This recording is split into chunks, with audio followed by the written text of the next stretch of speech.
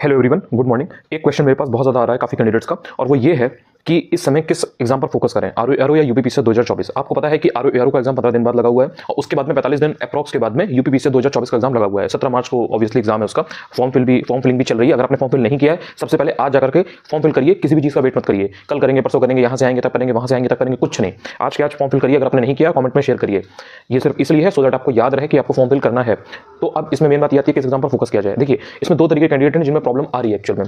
बहुत से कैंडिडेट ऐसे हैं जिन्होंने आरओ और यूपीपीसीएस दोनों के फॉर्म फिल किए हुए हैं। पहली चीज तो ये है। अब इसमें जो कैंडिडेट्स आरओ वाले हैं, यानी कि उनको सिर्फ और सिर्फ आरओ का एग्जाम देना है, उनको यूपीपीसीएस बहुत ज्यादा ऐसा कुछ मन से नहीं देना है, जस्ट कि फॉर्म अप्लाई करेंगे तो देने जाना है, लेकिन मेन एम नहीं है। तो उनके लिए तो कोई हेडेक नहीं है, बिकॉज वो आरओ को एग्जाम देंगे, उनके बाद वो रिलैक्स है। अगर उनका प्री अच्छा होता है तो उसके बाद वो मेंस की तैयारी करेंगे, वरना फिर वो अपना कुछ और सोचेंगे। लेकिन जो कैंडिडेट्स यूपीपीसीएस को टारगेट मानकर के पढ़ाई कर रहे थे और आरओ भी उन्होंने फॉर्म फिल किया हुआ था, लेकिन आरओ में उनकी पढ़ाई अच्छी नहीं हो पाई है, कहीं ना कहीं उनको एक रिग्रेट हो रहा है, उनको अपनी तैयारी पर एक डाउट हो रहा है कि अब वो यूपीपीसीएस कर पाएंगे या नहीं, क्योंकि आरओ के लिए उन्होंने जिस तरह से सोचा था आज से 2.5-3 महीने पहले, 6 महीने पहले, कि इस हिसाब से चीज़ों को तैयार करेंगे, वो नहीं हो पाया। तो कहीं ना कहीं उससे एक नेगेटिविटी आ रही है। मेन प्रॉब्लम ये है, आरओ उनको नहीं करना था, ऐसा नहीं है कि उनका मेन टारगेट आरओ था, लेकिन यूपीपीसीएस के लिए उनको कहीं ना कहीं नेगेटिविटी आ रही है, क्योंकि इतने समय में वो तैयारी कर नहीं पाए आरओ के लिए। बिकॉज ऑब्वियसली अगर उसमें वो अच्छा करते तो एक कॉन्फिडेंस बूस्ट होता है कि अरे ठीक है, आरओ भी अच्छा हुआ है, देन यूपीपीसीएस भी अच्छा होगा। तो वो जो चीज़ है, उस प्रॉब्लम से कैसे निपटा जाए। देखिए, एक बात याद रखिएगा कि अगर आपका एम आरओ नहीं था तो बहुत ज़्यादा परेशान मत होइए, पेपर दे आइएगा, लेकिन आपको बहुत ज़्यादा लोड नहीं लेना है। अगर आपका मेन एम यूपीपीसीएस था तो आपको भटकने की जरूरत नहीं है।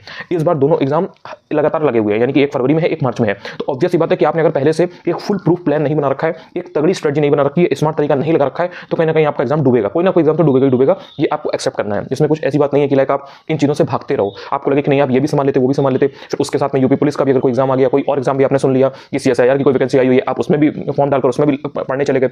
ऐसे नहीं होता है, क्योंकि ये सब एग्जाम ऐसे हैं जो प्रॉपर कमिटमेंट मांगते हैं, डेडिकेशन मांगते हैं। अब मेन चीज़ ये आती है कि जो कैंडिडेट जिन्होंने दोनों का भरा हुआ है वो करें क्या। अगर आपने आरओ किया हुआ है, आप उसी पर फोकस रखिए, आपको टेंशन लेने की जरूरत नहीं है। आरओ का एग्जाम आपका अच्छा हो जाएगा, उसके बाद में यूपीपीसीएस के लिए सोचिएगा कि आप जो बचा हुआ टाइम है, जो आपके पास 1-2 महीना बचेगा, एक महीना 35 दिन बचेगा, उसमें आप किस तरह से करोगे।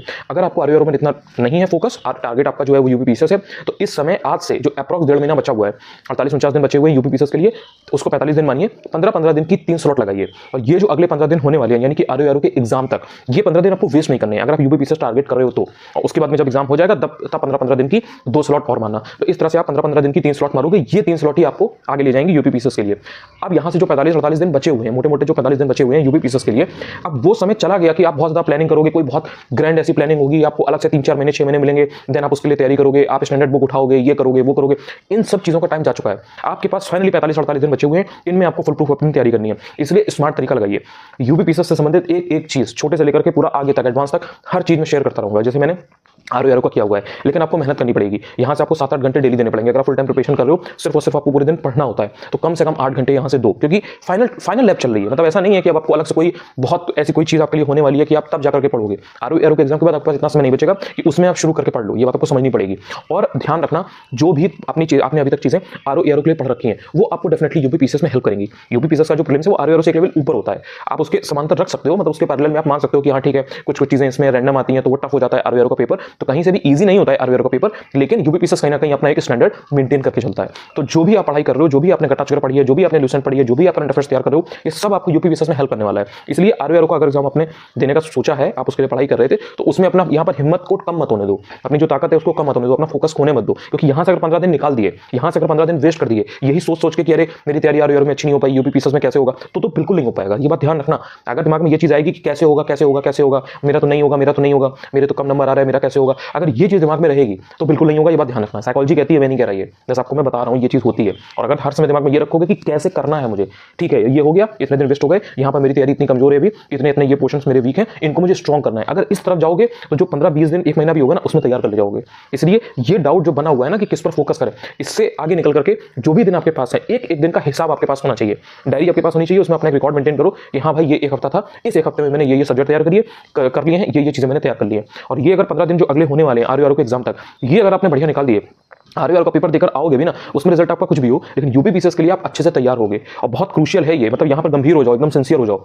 इसमें बहुत छोटे छोटे जो एकदम बेसिक डाउट होते हैं ना, उनमें आपको 2-2 दिन वेस्ट नहीं करने हैं। तुरंत खट से वीडियो निकालो, किसी का देख लो, वरना खुद एक डिसीजन लो, खुद एक इनर कॉल लो कि ठीक है इसमें मुझे क्या करना है। हर छोटी छोटी चीज के लिए अगर 2 दिन लगाओगे, 3 दिन लगाओगे, या सोचोगे कि किस बुक से पढ़ें, क्या पढ़ें, कैसे पढ़ें, तो फिर इतना समय आपके पास अब नहीं बचा है, पहले से था अब नहीं बचा है। और हर चीज आपको यूट्यूब पर, इवन मेरे चैनल पर मिल जाएगी। कोई सब्जेक्ट कैसे तैयार करना है, मोस्ट इंपॉर्टेंट टॉपिक क्या है, जो स्मार्ट तरीका होता है ना, एकदम जो रियल में चीजें काम करती हैं, जिनसे आप अपनी प्रिपरेशन में कम समय में आगे बढ़ सकते हो, वो सारी चीजें मैंने यूट्यूब पर शेयर कर रखी हैं। प्लेलिस्ट बना के मैंने सारी चीजों को शेड्यूल कर दिया है। देखने की विल चाहिए, देखने की एक होता है एक मन चाहिए कि आप उतना आपके अंदर से वो जुनून है कि नहीं कि हाँ भाई मेरे को ये चीज जाननी है। अब मन से ही नहीं आएगा कि ये चीज पढ़नी है, सीखनी है, जाननी है, तो फिर कोई घर आकर के तो आपको बताएगा नहीं कि अब बेल बजा रहा है, कह रहा है आओ आओ आओ चलो उनको सिखाते हैं। अब ऐसा तो this is not going to happen, ये आपको एक्सेप्ट करना पड़ेगा।